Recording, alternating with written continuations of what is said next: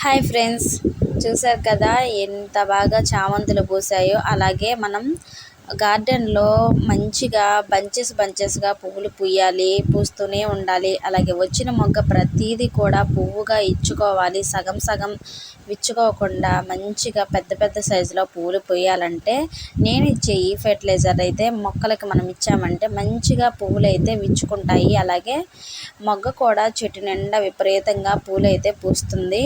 అది ఏం ఫర్టిలైజరో చూద్దామండి. మొగ్గలు విపరీతంగా కూడా వస్తాయండి. చూసారు కదా మొగ్గలు ఎంత బాగా వచ్చాయో.